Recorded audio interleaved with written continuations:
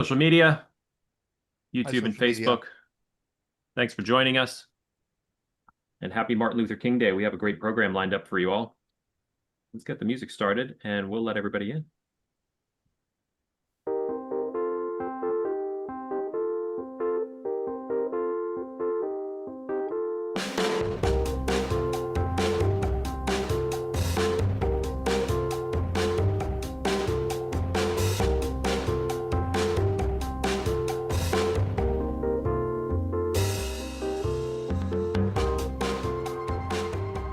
Hey, good evening, everybody. Good evening and happy Martin Luther King Jr. Day. Today is a day when we celebrate Dr. King's legacy, usually with service, but tonight we're going to be digging into some history, especially history of freedom struggles of African Americans during and after World War II. So I think it's appropriate, a great day to have historian David Nasaw on. Thank you, David, for joining us tonight to talk about your book, The Wounded Generation, Coming Home After World War II. And to lead us in the conversation, we have Glenn Flickinger, and Sean Hall and I are going to be hovering here in the background, making sure that Glenn is on task and and chiming in every once in a while. Yeah, thank you, Todd. Thank you. It's a pleasure to be here. I hope everybody had a nice weekend, long weekend holiday. And I was just thinking, I think our guest David Nasaw has set a record for the VBC, Todd, and that I'm sure we've had guests back more than once. But this is David's second appearance in 6 weeks. So I don't know. I think it's a Johnny Carson moment myself. Yeah, He must be delighted to doing be something here. right. There you go. There you go. David, thank you for being here and welcome to all of our guests tonight. We did have David on just 6 weeks or so ago about his book, The Wounded Generation, Coming Home After World War II, and had a thoroughly enjoyable evening then. But we did not sort of, I purposely did skip over the parts in his book that are discussions of the Black African American men's experience in World War II, both during the war and then coming home, knowing that we were going to invite him back for this discussion on MLK Day. So, David, thank you for being back. Delighted to be here. Okay. Just in case, David, I asked you this question last time, and it's the only one I'll repeat.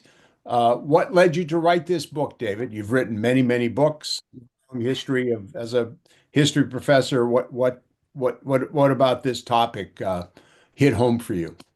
Well, I first,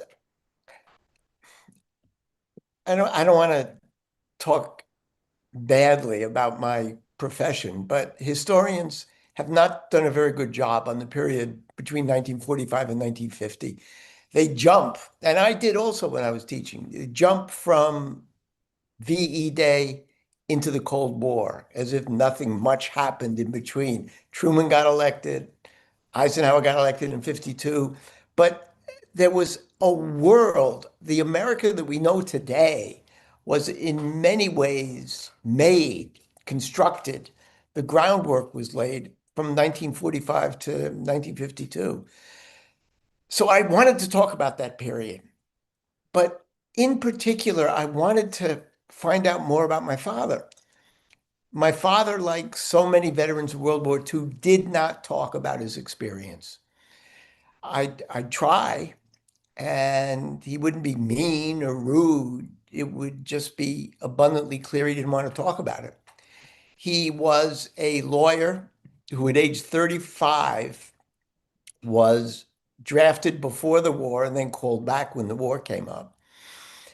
And he was a driver. I don't know if I said it last time. When I was at the National World War II War Museum, and I said something about he was a chauffeur, I was corrected by a colonel who said, there are no chauffeurs in the Army, there are drivers.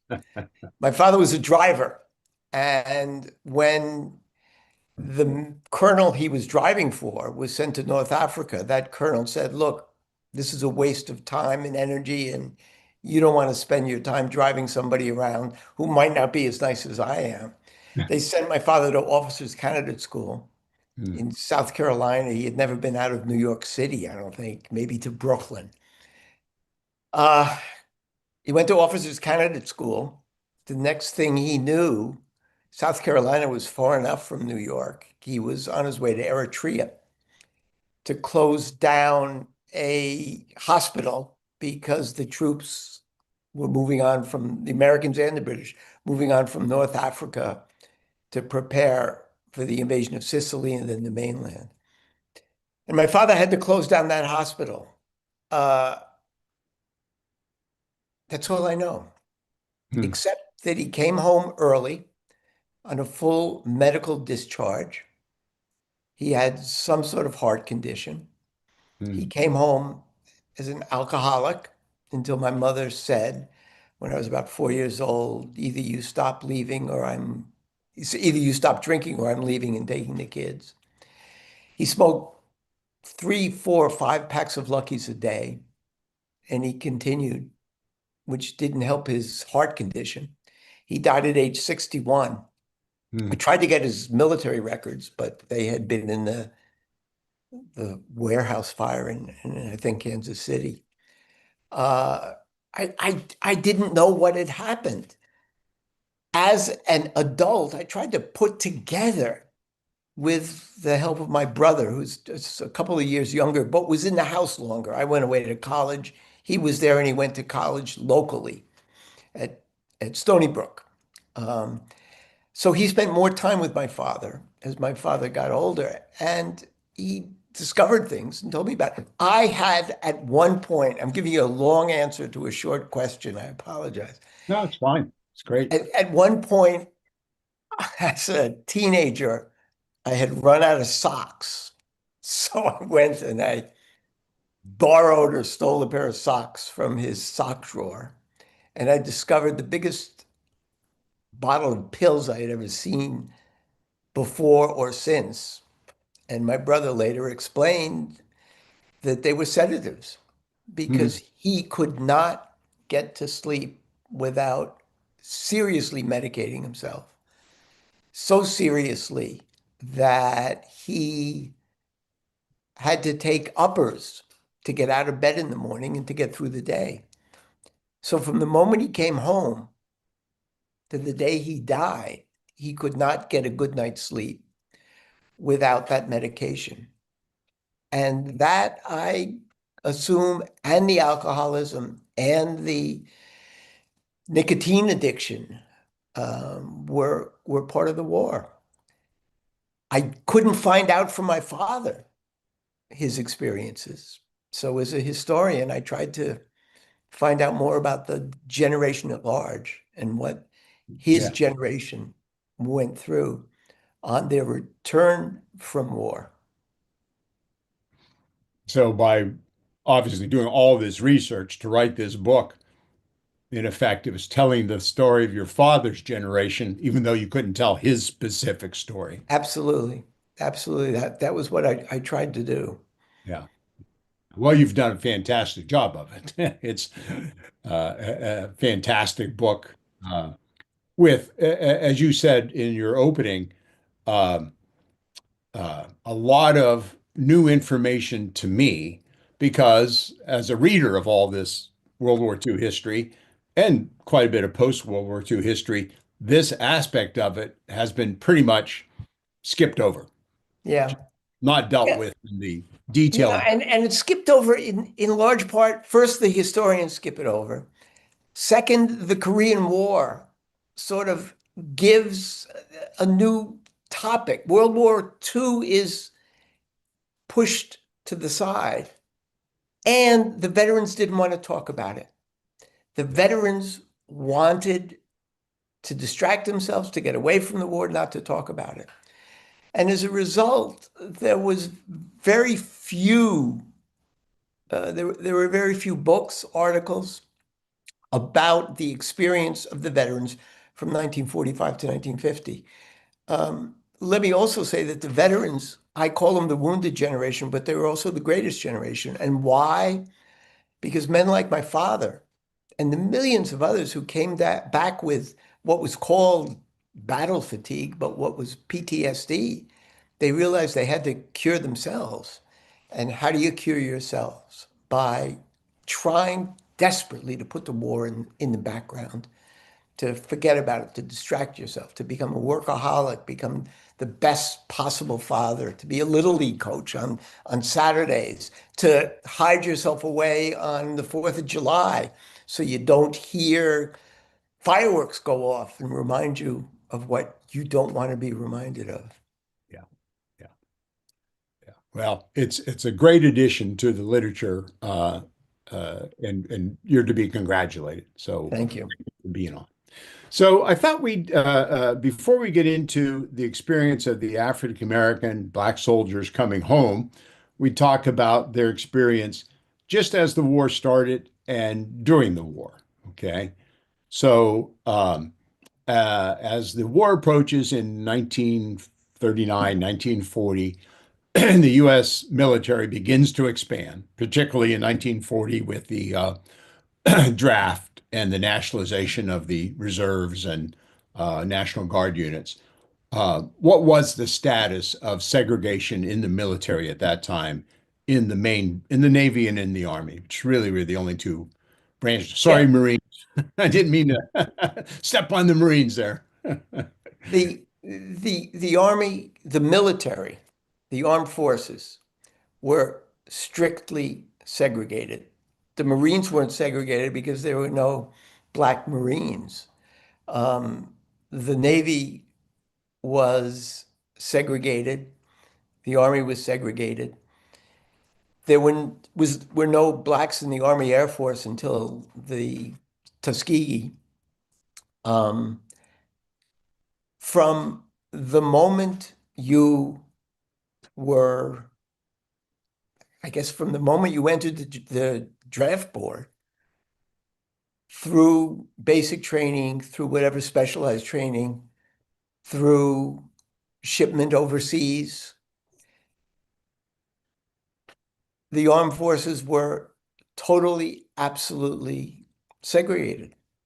That was the way it was. And that was, the Black press and Black leaders complained, but they knew that this was a losing battle, that there was not going to be integration.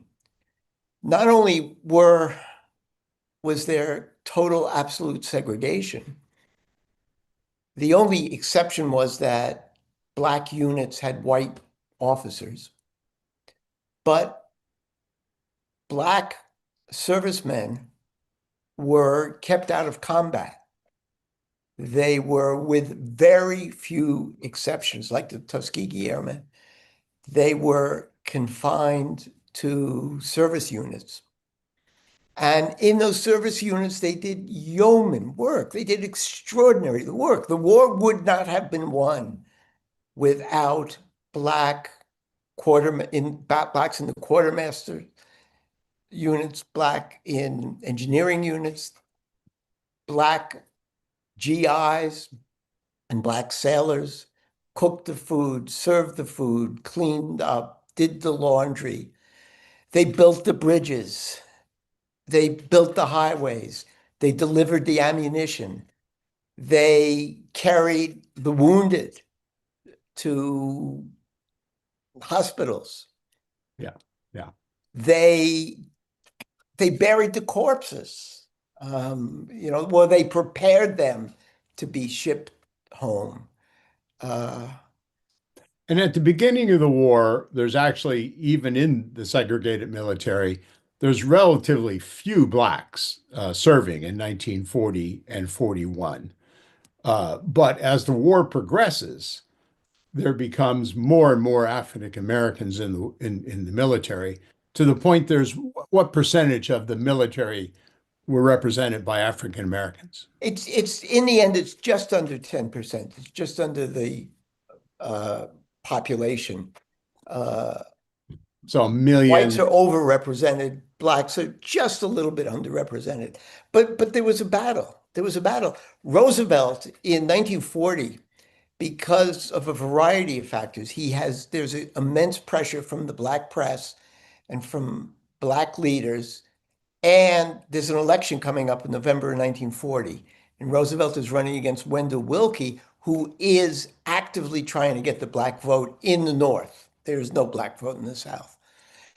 And Roosevelt pulls together, and Stimson, they call together the chiefs, the Secretary of the Navy, Secretary of the Army, Chief of Staff, and they say, we've got to recruit more black soldiers and sailors. The Navy refuses.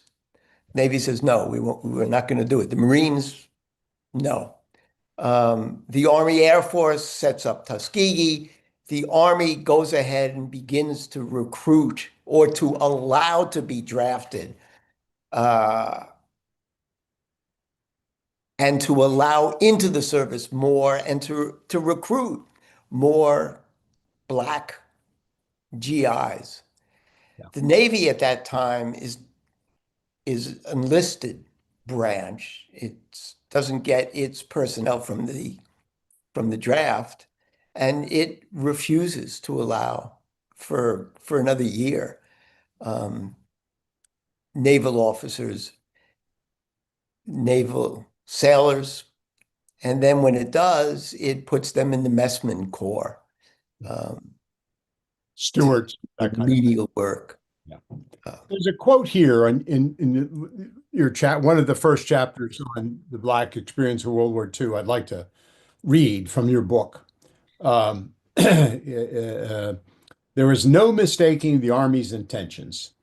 The U.S. Army Chief of Staff, George C. Marshall, one of my heroes in World War II, and in fact, this Thursday, we're having a program on a book written on Stimson and Marshall called The Partnership.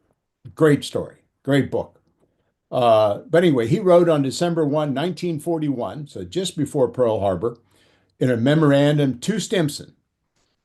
Here's what he said. The military should not be tasked with solving or ameliorating a social problem which has perplexed the American people throughout the history of the nation. The Army cannot accomplish such a solution and should not be charged with the undertaking. Experiments within the Army in the solution of social problems are fraught with danger to efficiency, discipline, and morale. And that became the Army's policy throughout. Yeah, what had happened was in June of 1940, there are African Americans, blacks make up 1.5% of the Army.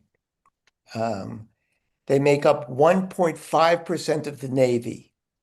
They make up 0% of the Air Force, of the Army Air Force, and 0% of the Marines. That's in June of 1940. The Army, because Roosevelt pushes them, and Marshall says, okay, the Army begins to bring in through the draft black soldiers. The demand then is that there be some sort of integration. And Marshall says, absolutely not. Absolutely not. It's not our problem, and one can understand. Look, we were talking about this earlier, Glenn, before we went on the air, before we went live, that one can understand Marshall's thinking. He's got a war to fight, and he knows damn well that if he integrates units, there's going to be trouble. White Southerners are not going to serve alongside blacks.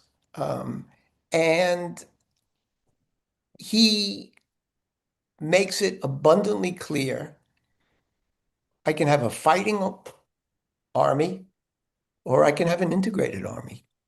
And the fighting army is going to be hurt by any form of integration whatsoever.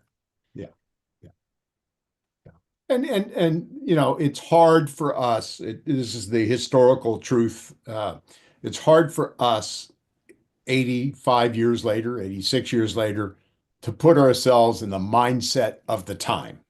It just, Right. just nearly impossible to go back and think like they thought. So as the war progresses, though, you've mentioned the Tuskegee Airmen a couple of times, and we've done several programs on the Tuskegee Airmen. We've had one pilot, Colonel Harry Stewart, God rest his soul, on 2 or 3 times, and some other related Tuskegee Airmen on. And what's interesting, I think, about the Tuskegee Airmen, among many things that are interesting about them, is that without Eleanor Roosevelt sort of poking FDR in the side, you can just sort of picture it, him, or she, kept badgering him, I'm not sure there would have been Tuskegee. At least she played a pretty key role. Yeah, And I think so. And again, it's not until January 41, Yeah. January 41, that the Army Air Force announces its plans to organize what they call the 99th Pursuit Squadron. Yeah. And Tuskegee is a totally segregated base where the Tuskegee Airmen are trained. And they're not deployed until the spring of 43. In in the next 2 years, they would fly more than 15,000 sorties and do a remarkable job. One of the things is, as we're going through this, we've got to remember, look, when we look back as a historian, if you've got to journey back to the past, and we've got to regard it as a foreign country. You've got to learn the language. You've got to learn the customs. You've got to understand what people are saying and thinking and feeling. From 1941 to 1945, 1946, 2/3 of Black servicemen come from the South. Okay. The South produces and sends off to war more soldiers and sailors and Marines than any other part of the country. So there is bound to be conflict, even in a segregated army. And that conflict was endemic. So what the armed forces tried to do, what commanders tried to do, was to keep blacks and whites separate when they were in the field.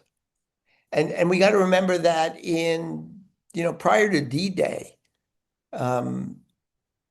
England was flooded with servicemen in preparation for D-Day. And a lot of them were black, and a lot of them were Southern whites. And you could keep them segregated on base, right? They would train differently. There were different rifle ranges. They would eat differently. They would go to movies differently. But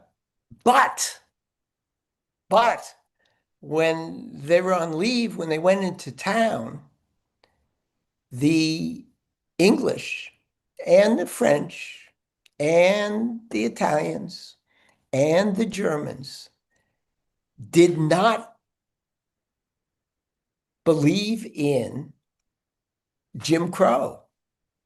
So white Southerners looked around them and they saw black men in uniform going to the pubs, going to the restaurants, going to the dances, going to the movies, dancing, and God forbid, dating white women. And they wrote back to their congressmen, and they wrote back to their newspapers, and they wrote back to their neighbors, and they said, there's going to be a problem. There's going to be the problem. They would use words that we wouldn't use today. The mildest was uppity.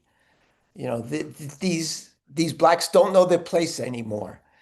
They've been corrupted. Okay.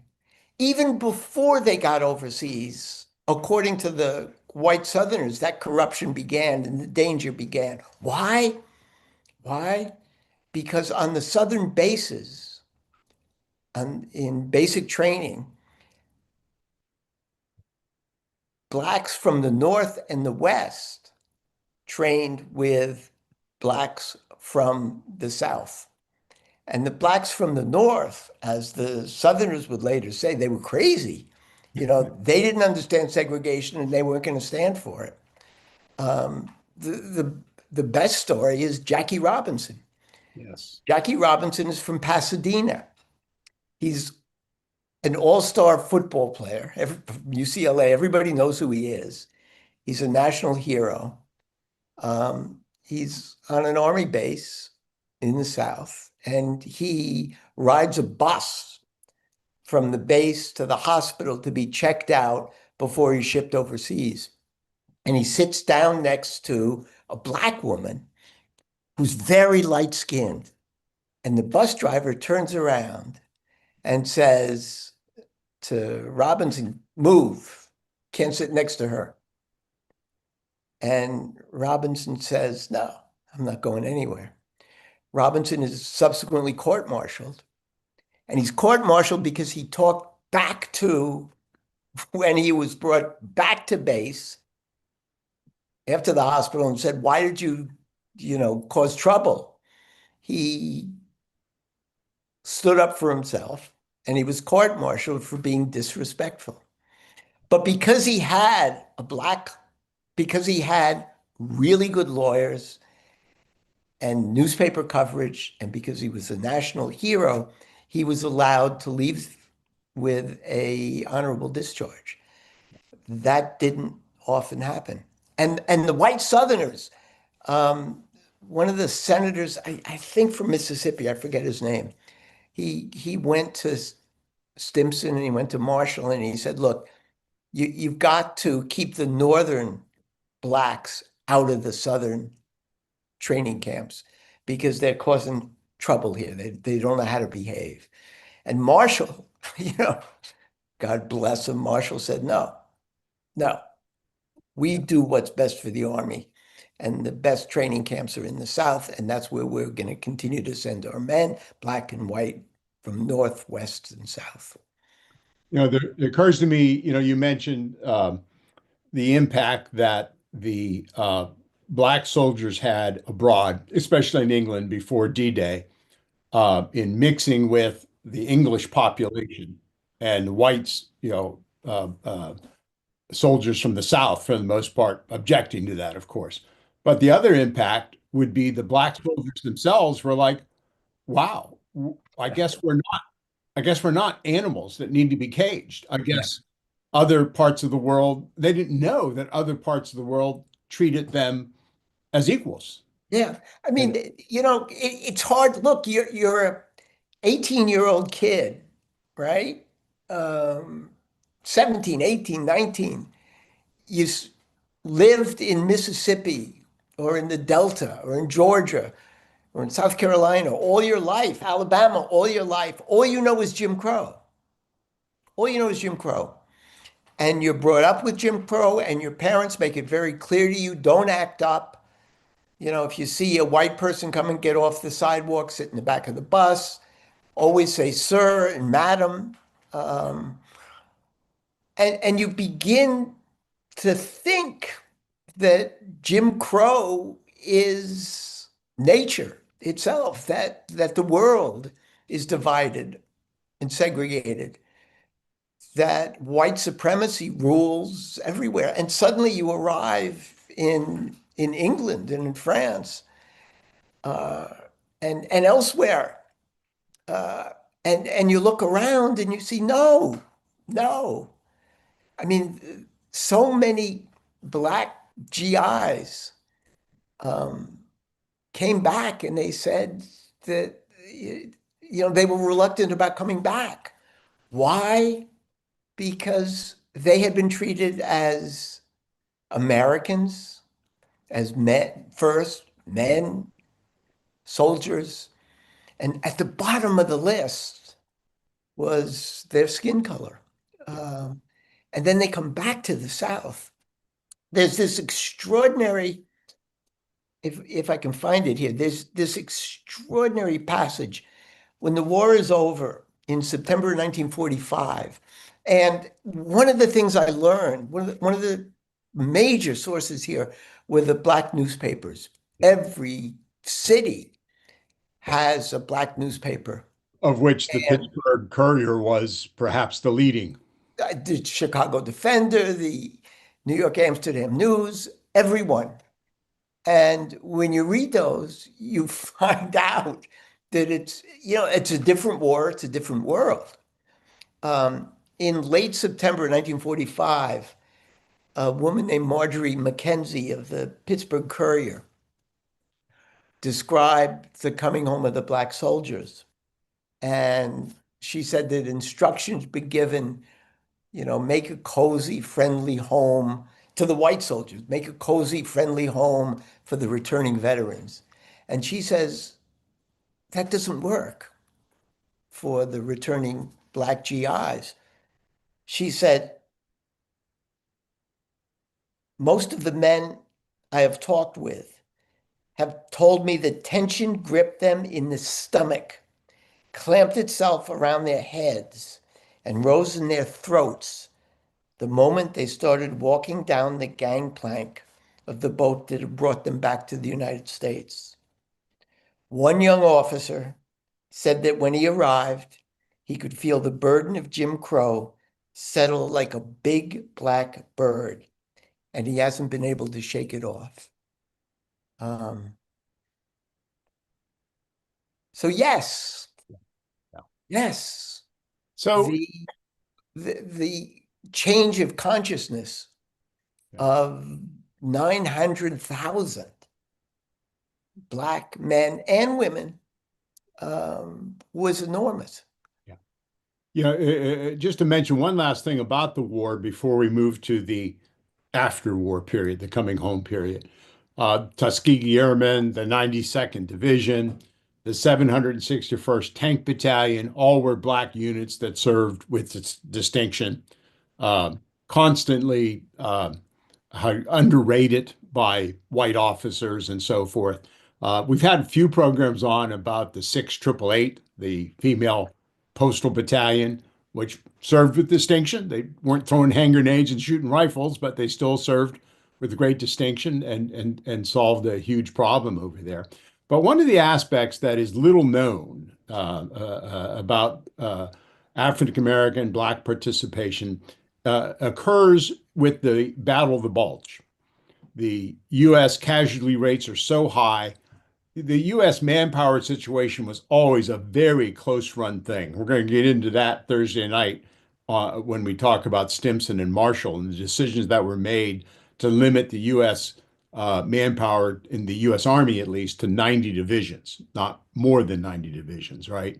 So, but during the Battle of the Bulge, the casualties are so bad, so high, that what happens? I'll let you tell the story about the black. Yeah, what happens is that it becomes abundantly clear. And it becomes abundantly clear in 1943, 1944, when fathers begin to be drafted, when their exemption goes away and only employment exemptions work now, no longer family responsibility. And Burton Wheeler of Montana says on the floor of the Senate, and the white Southerners are sort of nodding their heads in agreement. Why don't we send blacks into combat? Why don't we send them off to war and keep the fathers at home? And it becomes clear late 1943 and certainly in 44 with the Battle of the Bulge and with the incursion into Germany that there are simply not enough replacements. Two things happen. One, the soldiers in the field, especially in the Battle of the Bulge, they're kept there day after day after day after day. The Army learns from that, and in Korea and Vietnam, there's a limit to how many days you can spend at the front without being brought for some sort of R&R. Eisenhower, with the agreement of Marshall and Stimson, says we are going to open combat units to Black volunteers. They send the word out to Blacks in service units in Europe, that they can volunteer for service. 2 to 3 times more. They want only a couple thousand, 2 or 3 times more volunteers come forward than they need, and hundreds of men who had risen in the ranks from private to, corporal, sergeant, they give up their ranks because only privates are allowed in combat. They are put in segregated units attached to fighting along white units. And during these in combat, what becomes apparent to the officers is that in combat, skin color doesn't matter. For whites and Blacks, they're in this together. And the white officers and the white soldiers welcome.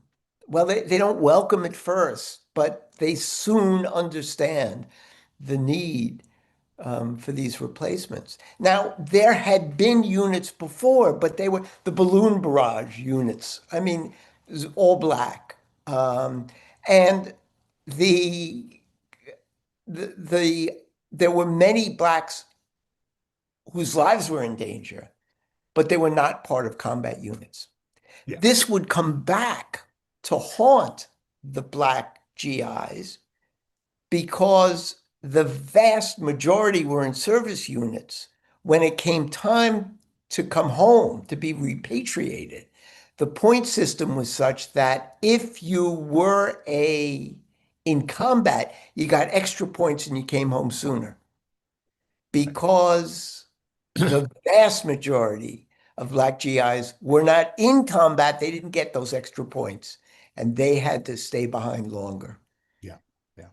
And there were surveys done about those Black, I believe they were at the platoon level units that fought during and after the bulge, and they were all favorable. Surveys of the actual white units that had served alongside them, and they were all, like you said, once these guys got in the battle, they were just like us. Yeah. But those surveys were not made public. Yes. Yeah. Those surveys were hidden away because Marshall and Stimson, I would think, maybe John McCloy, who was major assistant to Stimson, they did not want to encourage further integration of the armed forces. And they thought if the people back home knew that there were no problems, Black leaders in the Black press would push for more integration. So they kept that secret, but not to us historians, we found out. So let's pause here. It's been 40 minutes because now we want to get into the next thing we want to get into is, okay, the war's over. They come home. What's the situation as they come home? But let's pause here, and Todd and Sean, let our audience ask any questions. A little bit of following the chat, but I couldn't get to it all. Are there questions for our guests tonight? Let me ask, are there questions for our guests? I want to welcome Rasha. I think Rasha Panel. Thank you for joining us. Rasha had emailed us about his grandfather who told stories about his service in World War II. And I'd be really curious to hear at some point in this conversation how your memories of your grandfather's stories, Rasha, square with what we've heard so far. Scott Masters, you have your hand up. Yeah, I just had a quick question for David. It's really great to see him on the program again. I enjoyed it so much last time. I'm wondering about Black soldiers in World War II who would have had fathers who would have served in the American Expeditionary Force in the First World War. So many of the experiences are the same. Did you come across documented stories of sons talking to their fathers? And God, I wish I had. I wish I had. No, I didn't.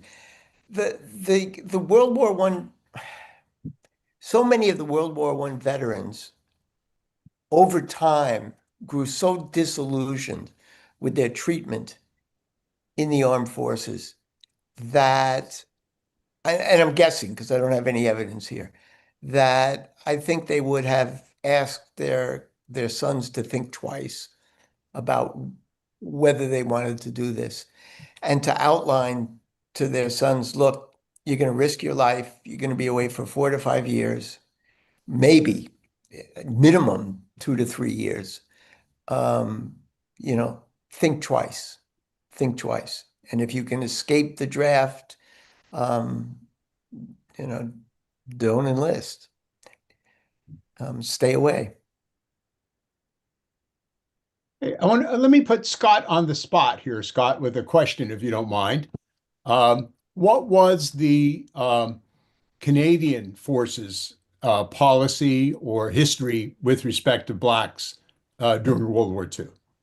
Was there?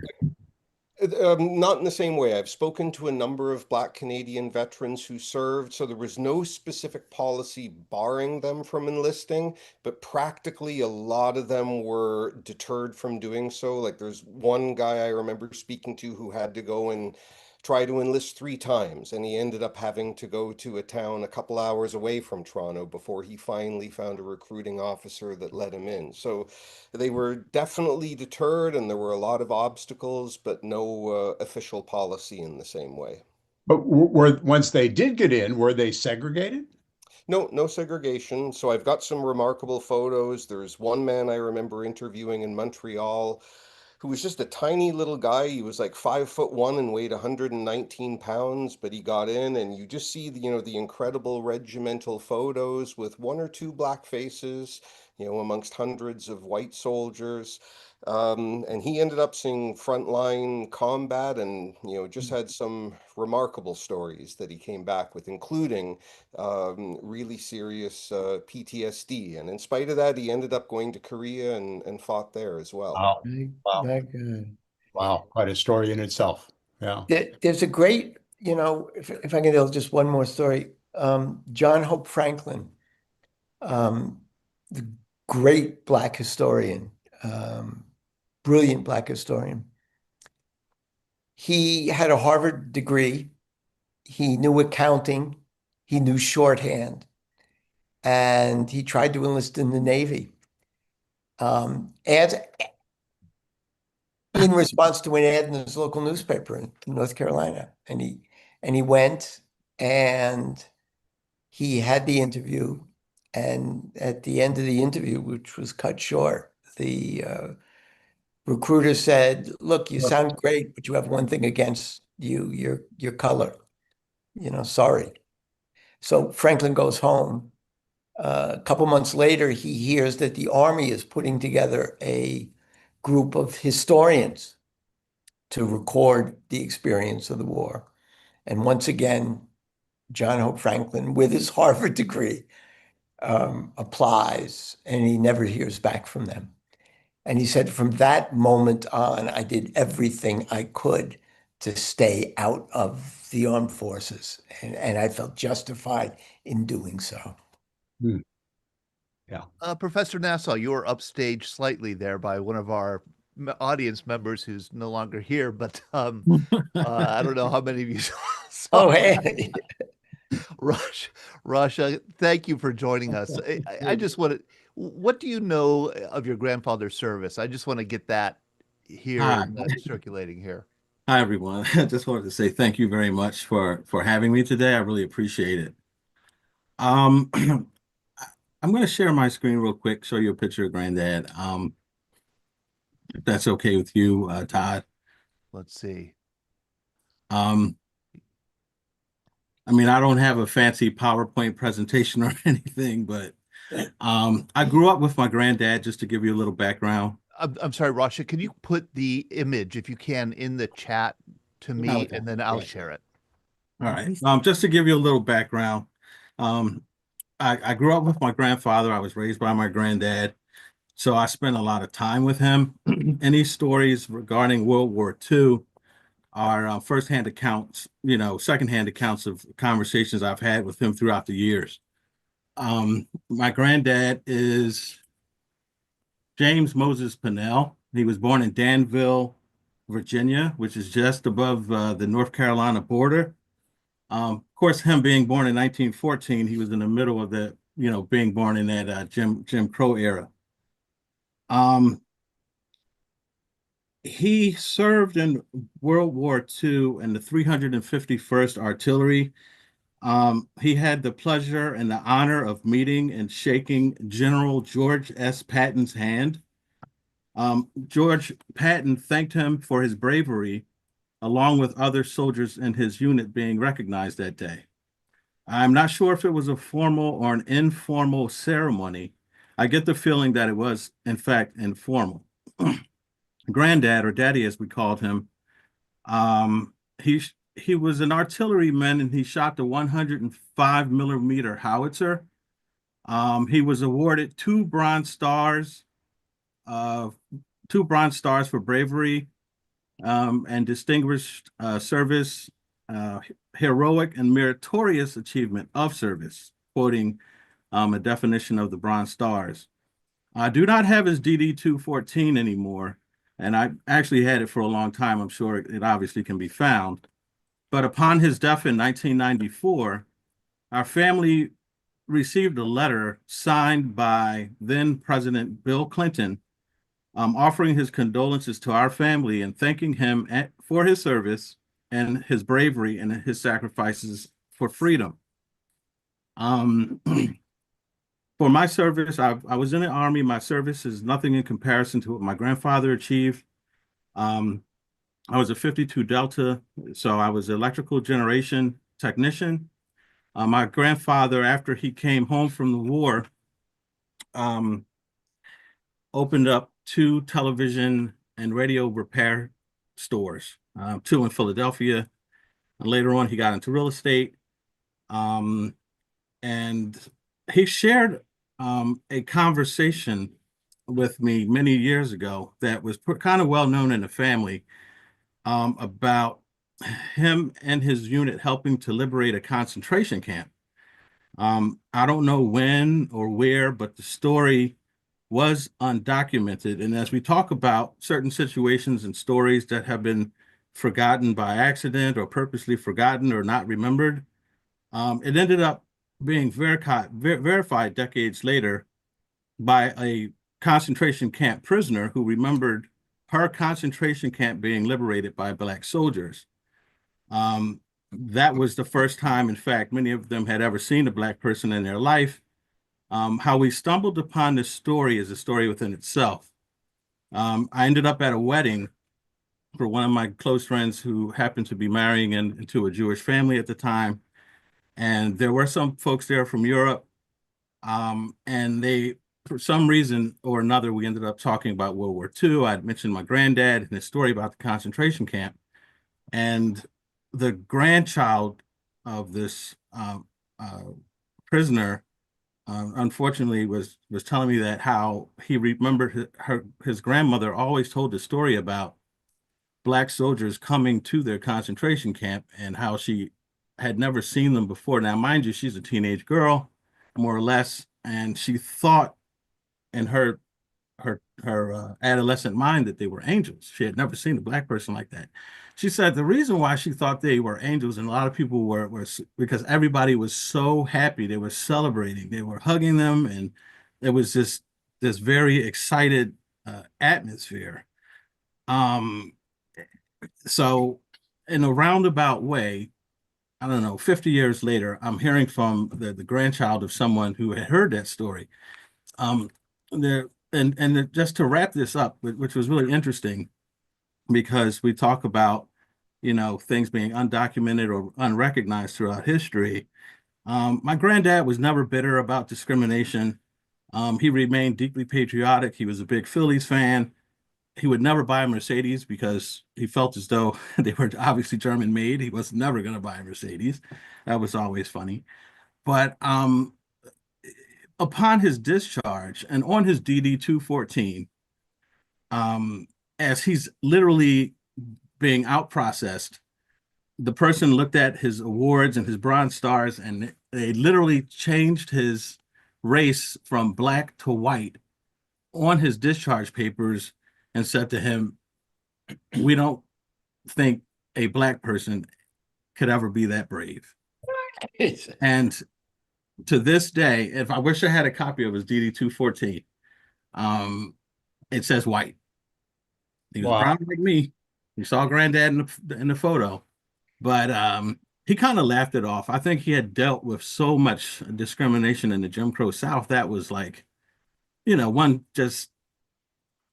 more thing to overcome. But in his own way, I think as though he felt as though he proved everyone wrong, and he went on to be a business owner and a great member of society. He supported many candidates financially. William H. Gray, the 30th Street station is named after one of his friends, Bill Gray. And so and there are some photos of him on here too as well, but it's not just about me. But I really appreciate you guys giving us the opportunity to tell these stories. And I think deep down, his story is really light compared to some of the tragedies and different things that took place to soldiers when they came home. Marge told me about this opportunity to talk about Granddad. And so many of these stories are just family stories, things that were not shared publicly. And this is probably the first time this story is being shared publicly. But like anything else, it's really hard to document when soldiers and especially Black soldiers obviously weren't being given any recognition for achievements and missions and things that they participated in. Thank you, Rasha. You're welcome. Thank you, Rasha. Sure. Thank you. If there's not anything else to address, I'd like to get into the second part of the discussion with David. Can we move forward, Todd? Yeah, John Terry was waving his hand. Let's get you on mute, John.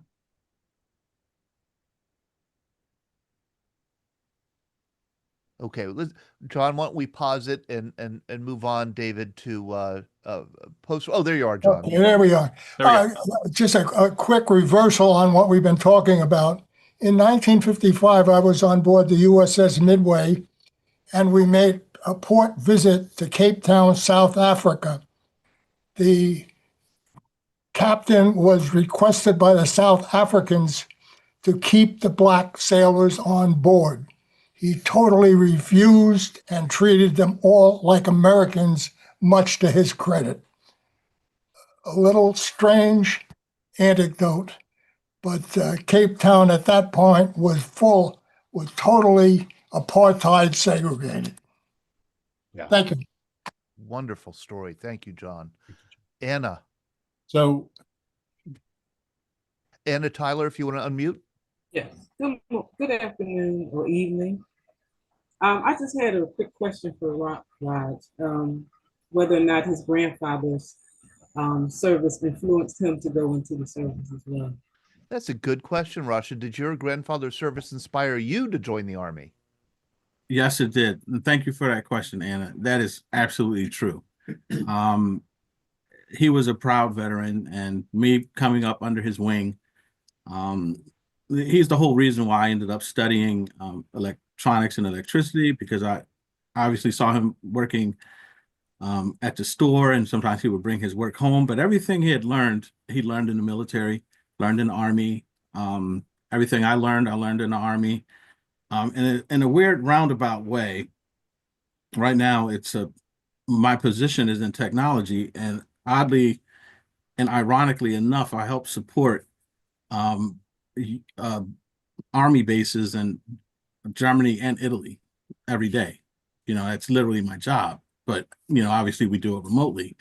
So it's a weird irony, but everything I learned from the military. Russia, Yeah. would you say that your grandfather benefited from his army service in life? In other words, after the war, it kind of his army service helped him in the Yeah. sense that it exposed him to a whole larger world than the one Yes. he knew. Okay. Yes, and I think that's also another reason why, regardless of experiencing things through Jim Crow, he became so patriotic, because in the same uh, situation, he was able to find opportunity. I know he never went back to the shipbuilding and being a welder again. He ended up becoming a business owner, and I'm certain that the Army played a huge role in him having that opportunity. How interesting. Thank you, Russia. Sure. Okay, Glenn. Yeah, let's get into now the post-war era. I'm sorry, as they return home, as the all the soldiers gradually return home. I was incredibly, maybe it's too strong. I was surprised, David, in reading the book at the amount of violence involved in this whole process. The lynchings, the injuries done to so many Black veterans, the veterans maybe in many ways taking the brunt of these events more so than the non-veterans. Um, as they come home, you alluded to this in the first part, the white, especially the Southern white soldiers, officers, probably mostly, were writing back to their senators and representatives and so forth, sort of watch out when these guys comes home, things are going to be difficult because they're seeing a different world over here. They're developing a different attitude, mentality. So what was the concern of the Southern states coming back relative to the Black vets? Yeah. Look, every white, not every, many white Southerners wrote home, and in those letters home, somewhere in that letter, there would be a mention of what was going on with the Black soldiers, that they were dancing, they were eating, they were drinking, they were, going to the homes of white people in England and France. But more than that, this is an era of newsreels, of the great picture magazines, the photo magazines, Look, Saturday Evening Post, Life. In the newsreels and in the magazines, there were pictures of white women and Black soldiers and Black sailors. In Life magazine, there was a huge full-page spread. It was about the GIs invade Paris, the liberation of Paris. And one of the photographs, again, full page, was a Black GI and a young white woman dancing, cheek to cheek, dancing, hugging in a Parisian nightclub.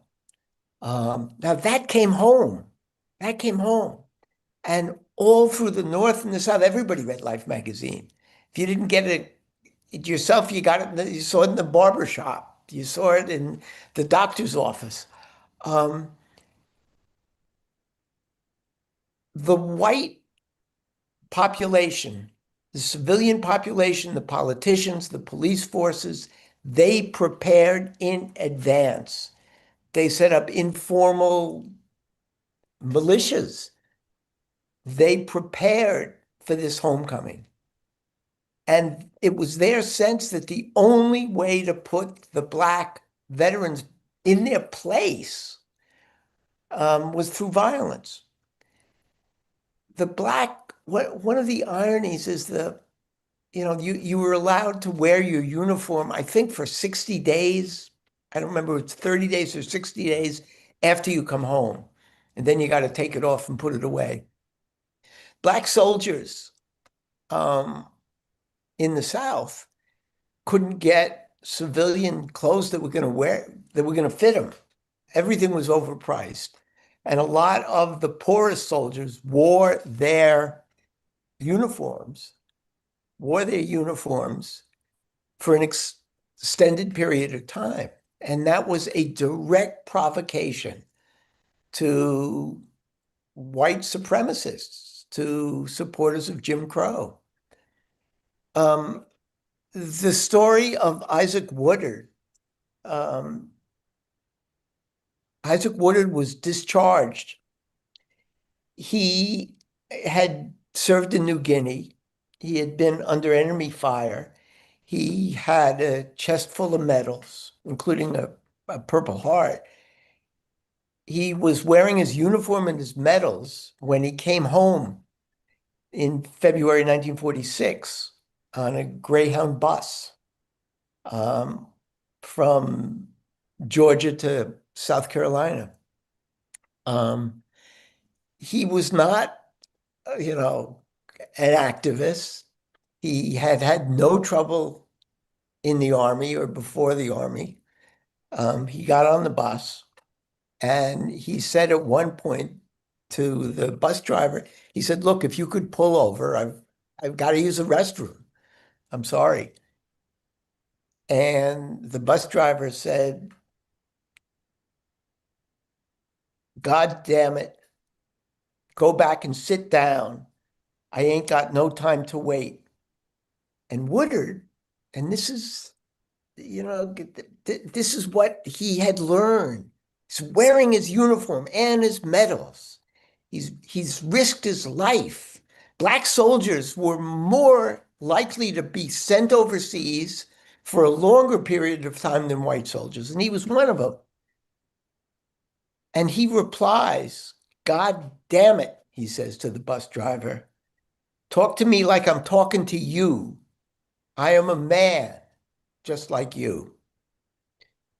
Bus driver said nothing, but a little ways down the road, the bus driver pulls over and he says, "There's someone here to see you." And Isaac Woodard gets off the bus, and the police chief, Linwood Shull, he asked Woodard, he said, "Have you been discharged?" And Woodard says, "Yes." And the police chief says, "Don't say yes, say yes, sir." And he took out his billy club, he and his, deputy, and they start beating Woodward. And then the police chief takes his billy club and gouges out his eyes, Woodard's eyes. He wakes up in the hospital. He's charged with disorderly conduct, fined $50. He wakes up and he's blind. He's immediately moved to a VA hospital. And he's told there's nothing that can be done. He's blind for the rest of his life. And his sisters come and pick him up and take him north to the Bronx, where his parents had moved from the South. This becomes a national story. Orson Welles, who has a radio program, picks it up, as do newspapers across the country, with pictures of Woodard. Woodard goes and talks, gives not lectures. He sort of appears on stage alongside other people. But he's blind for the rest of his life. There are more lynchings. There are more lynchings in the South than there had been in years. More lynchings in 1946 than through the entire war. There is, the black newspapers report, a reign of terror through the South. John Gunther, I don't know if anybody's read John Gunther's Inside America. I think that's the title of it. John Gunther, during the war and in continuing to the end of the war, travels to every state in the Union, and he writes this big fat book. It's a huge bestseller. Nothing bothers John Gunther. He's a reporter until he comes to the South. And his tone when he talks about the southern states changes entirely. He said, I had expected, there'd be prejudice. He said, but not this violence. The violence is most extreme against those veterans who try to register to vote. Yeah. And they do try to register to vote. Medgar Evers celebrates his birthday. He takes his brother Charles and a couple of other veterans, and they go to vote. Nothing seems to be amiss until he gets into the inner office where he's supposed to take the oath and register to vote, and there are 15 big guys there. And he said, and some of these guys I had gone to, I had known. I had played with in the street when I was a kid.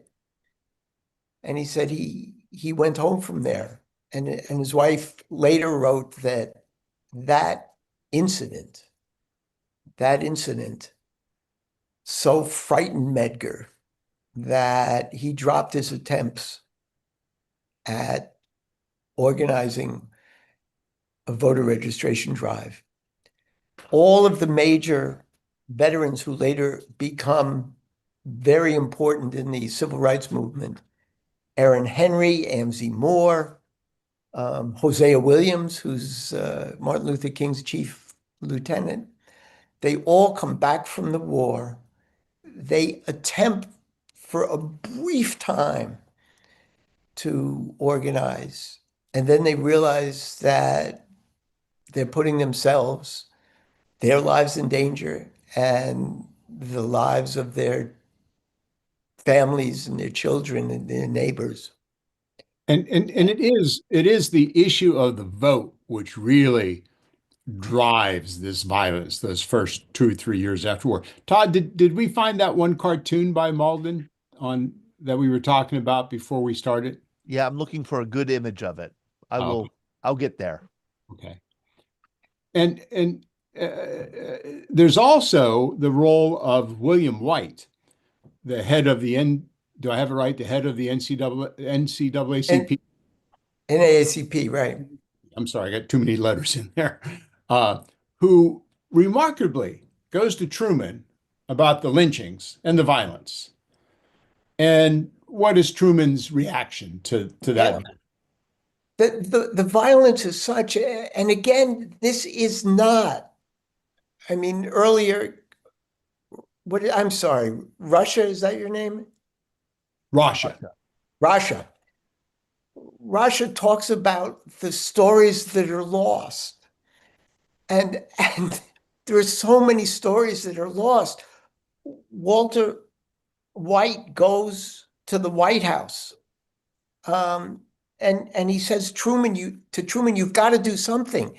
At the very least, speak out publicly and ask Congress for an anti-lynching law. Truman says, I can't do that. Truman says, you guys think that the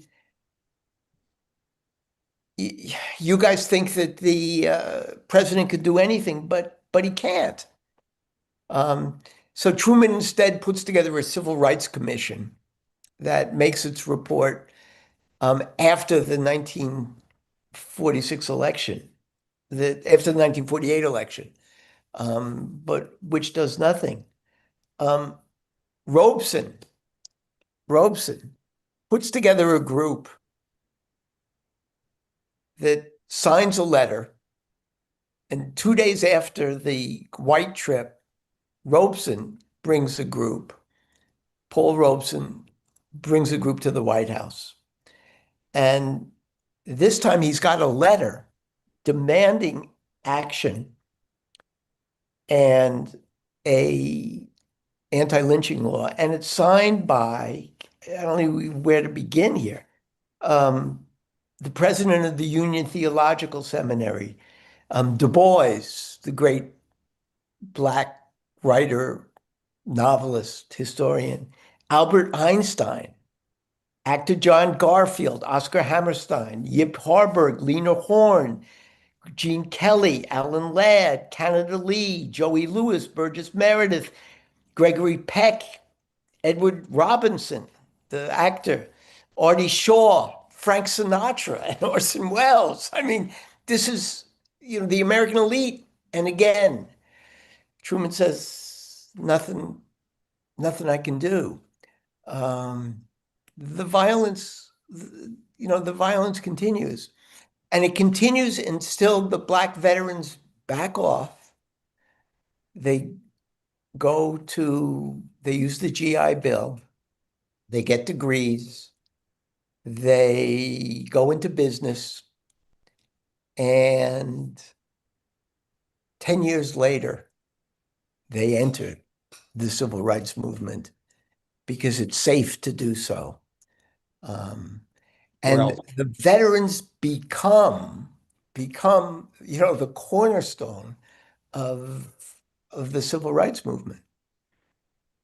Safe to say, is it safe to say, the experience of the Black servicemen overseas and then their experience coming home is the embryo of the civil rights movement?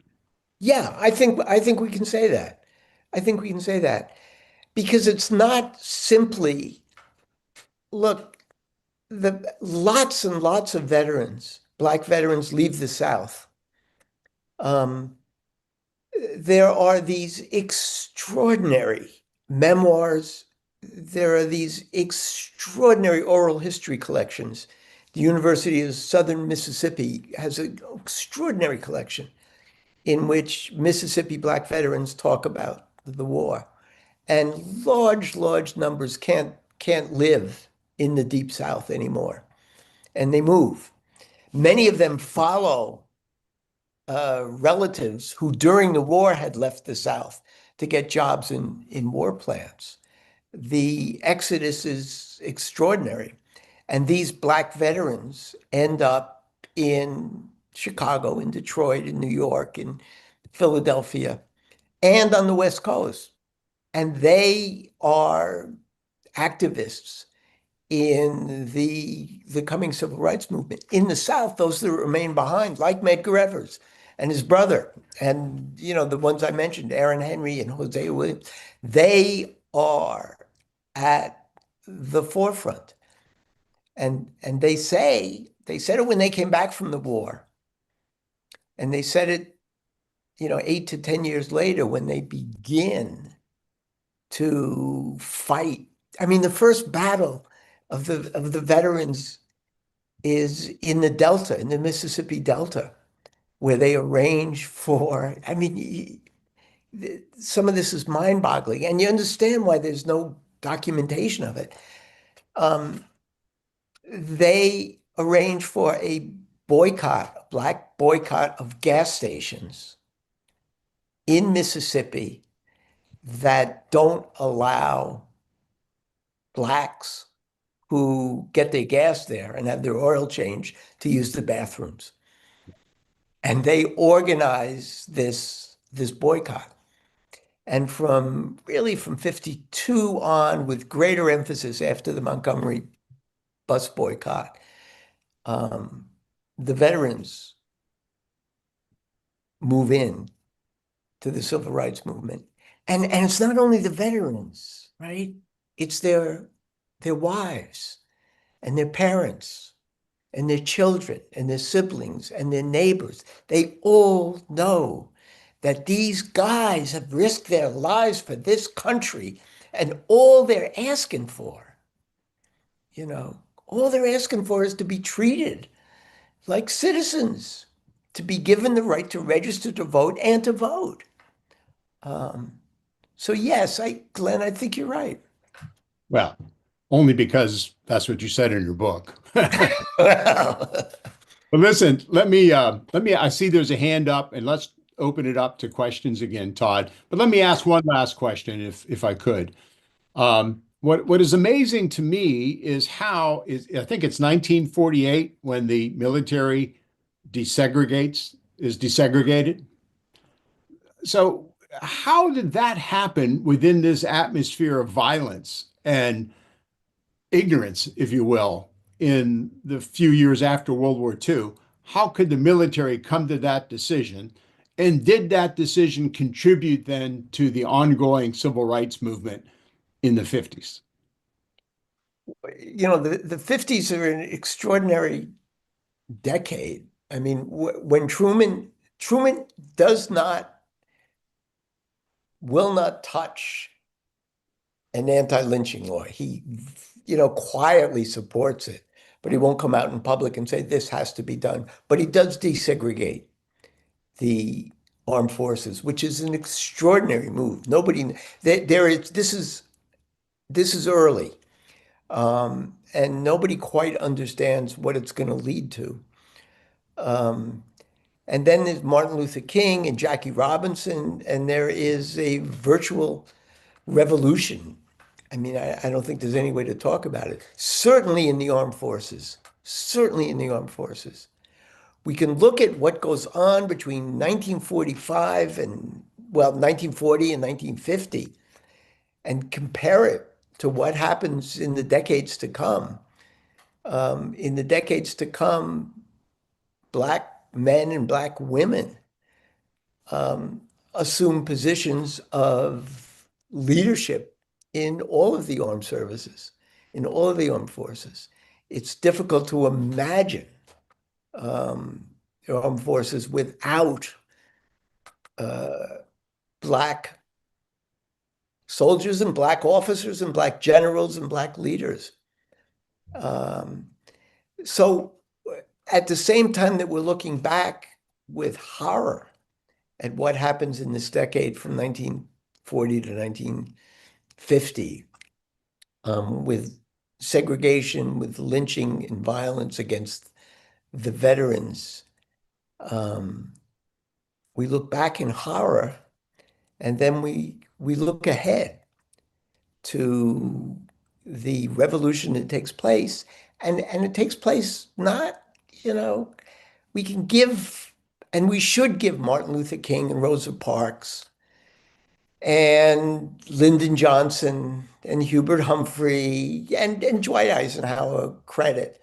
But we've also got to give credit to these Black veterans and their families who were there from the beginning of this revolution. Laid the ground. Play an enormous part. If we could stop here before we get too much longer later in the program. Todd, I see one person has a hand up electronically. Yes, Anna, Tyler. Oh, hi. Well, I actually have two questions. My first question was, you mentioned about how the civil rights movement was started back in the 50s and 60s. But I was just wondering, back in the 1940s or even before that, weren't they asking for civil rights back then as well? Or Yeah, absolutely. Absolutely. And I shouldn't look in certain parts of the South, in the upper South, not the deep South, there are, and in certain cities and in some states, Black veterans do lead registration drives. But in the deep South, in Mississippi, in Alabama, in Georgia, they back off. The civil rights, I mean, look, Black activists, Black writers, Black citizens, Black men and women, from Reconstruction on, have resisted Jim Crow and fought against Jim Crow. The civil rights or the Black empowerment movement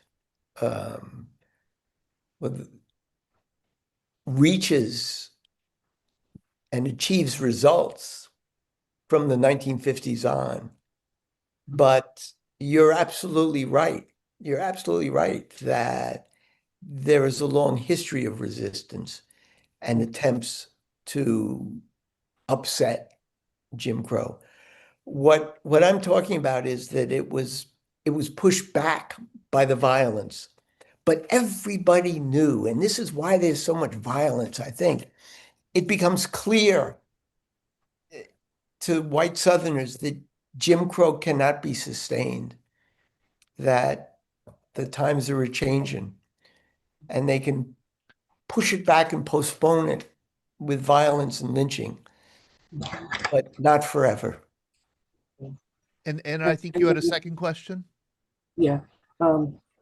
Speaking of times are changing, do you see the contrast, like from back then in the 1940s up until now?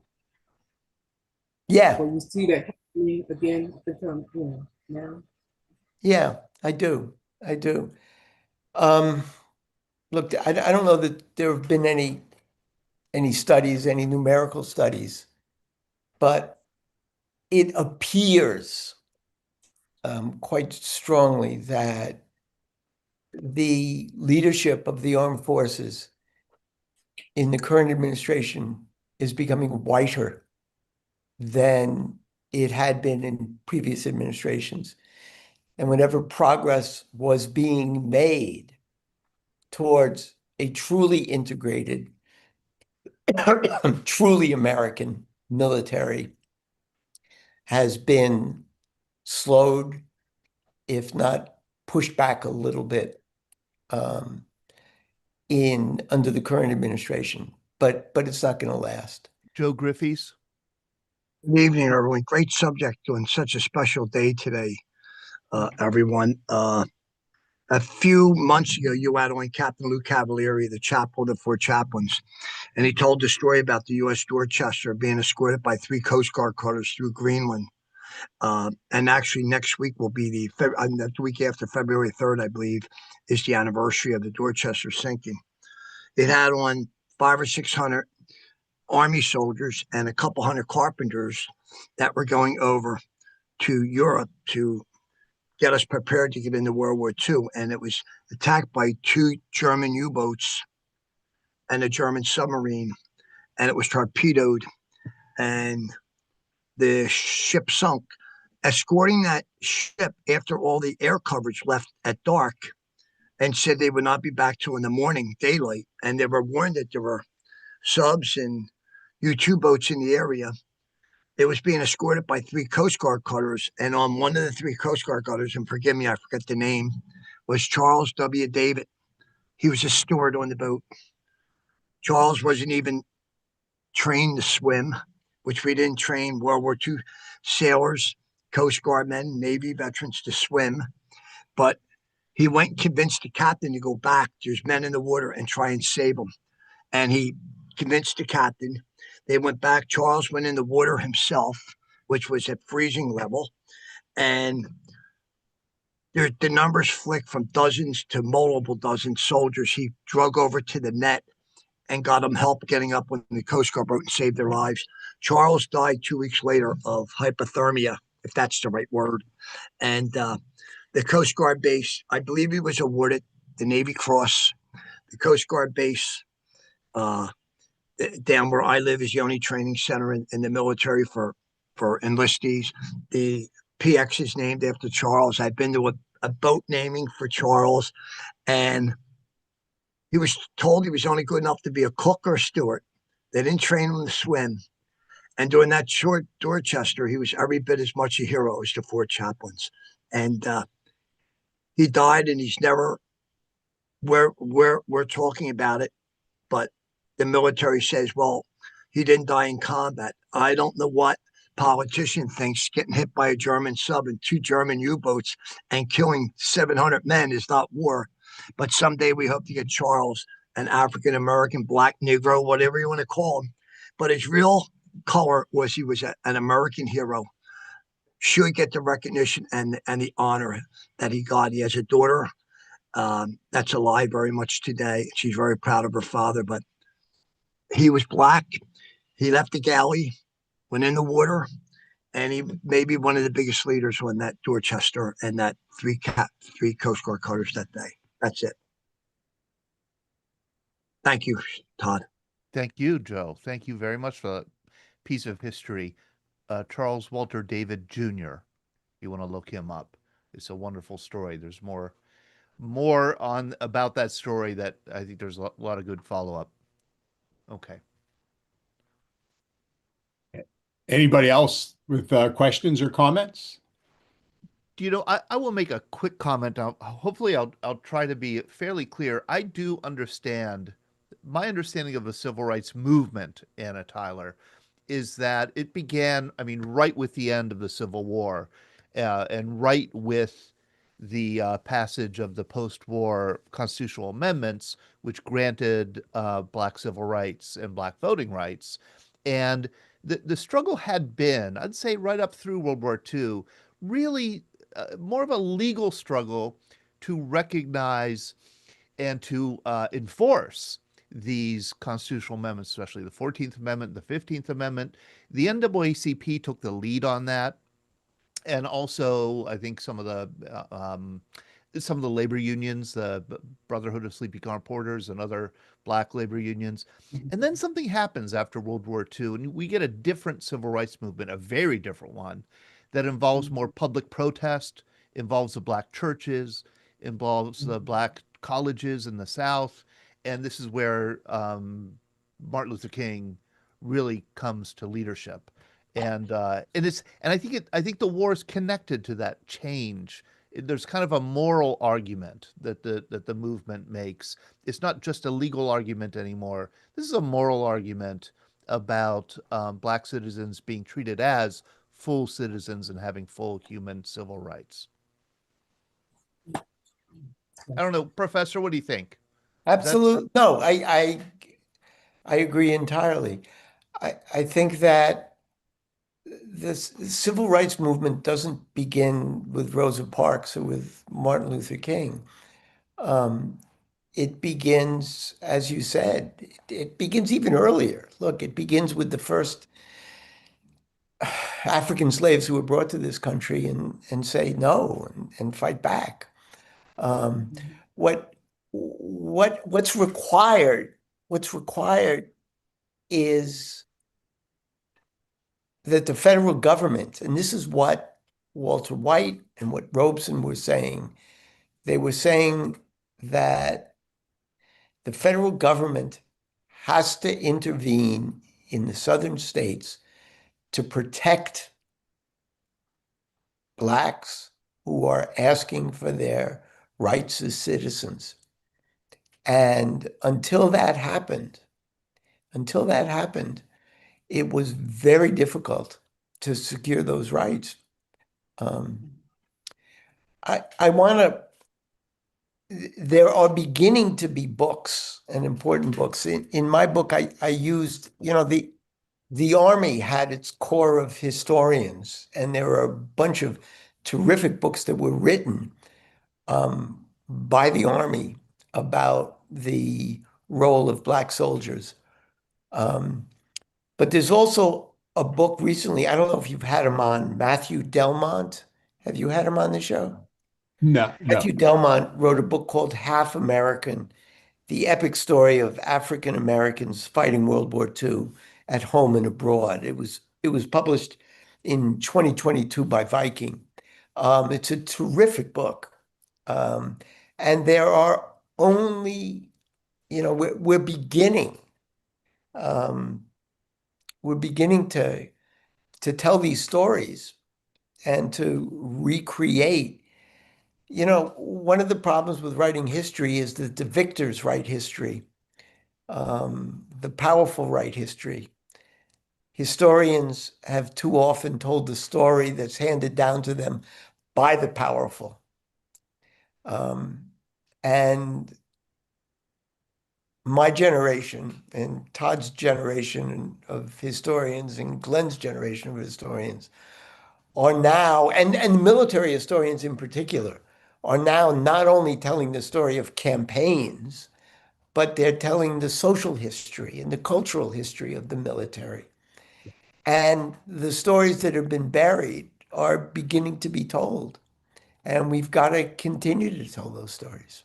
Which leads me to this thought that which we probably ought to get close to closing on, but I'd like you, David, to have that chance, is the other great social change that comes out of World War II to some degree or another, I think to a fairly high degree, is the women's rights movement, right? Yeah. All of a sudden, women found during World War II they could work at home. They could work. They didn't have to stay at home and raise children and cook dinner. They Yeah. could go out and actually work. And again, a little bit like the civil rights, that's suppressed for a while in the mid and late 40s, but it comes back in the 50s and 60s. So, David, It's a great analogy. that's your next book, David. David, you got to get busy on that one. Okay. Well, hi. Can I just say one more thing? Sure. Um, thank you for putting this program on. But I wanted to know, I guess I could address this to Mr. David. Do you know if there's any type of way that, because there's a lot of like untold stories that are out there. And I was just wondering, I mean, aside from all the regular stories we hear, there's a lot of untold stories. And I was just wondering if there's any type of move to try to find those people with those type of stories. Yeah. I'll tell you just one brief. So yes, the answer is yes. Mm-hmm. I was at I was in Miami for the Miami Book Fair. And one of the women who was honored at the festival dinner was a Black librarian, a woman who at one point wanted to teach or wanted books made available. She worked in a junior high school, middle school, and she wanted to find some sort of literature about Black freedom struggles. And she went to the librarian in Dade County, the chief librarian, and she said, what do you have? I want to bring them back to my school. And the chief librarian said, well, we don't have anything. And she said, that can't be true. And the chief librarian said, well, we're sorry, we don't have anything. So that woman, and I can't remember her name, I've got it somewhere. She began her own quest to get the stories. And she enlisted her neighbors and her children to go door to door in Black community and to get stories and to record those stories and to put together oral histories. Her daughter became a historian and is now at Johns Hopkins and is writing wonderful stuff. Yes, there are stories out there, and we've got to collect them, and we've got to get people to tell stories of their grandparents and their great-grandparents. And we've got to fill in the history of this country. And it doesn't mean that, there's something un-American about telling the other side of the story. There's something very American.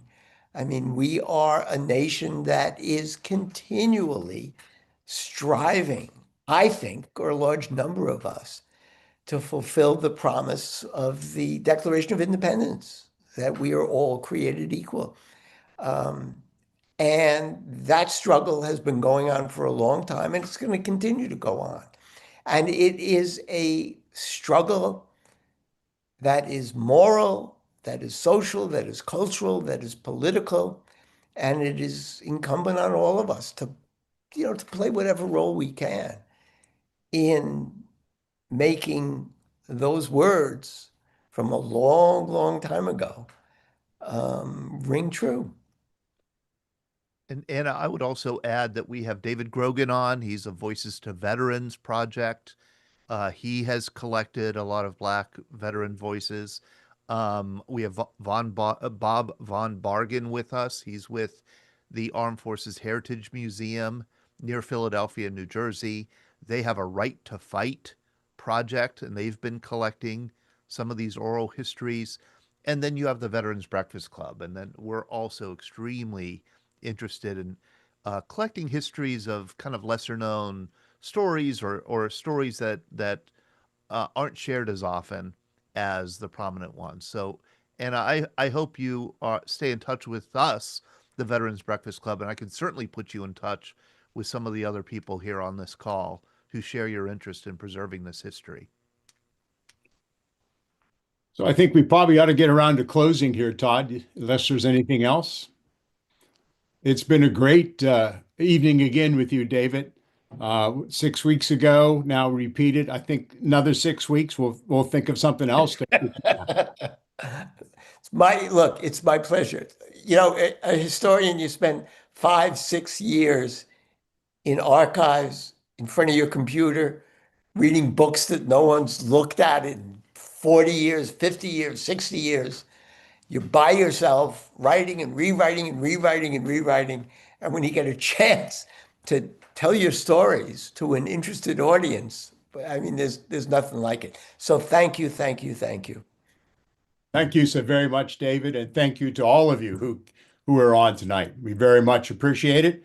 And we'll see you Thursday night. Thursday night, we got another World War II program on George Marshall and Stimson, a book called The Partnership. Be there. I'll be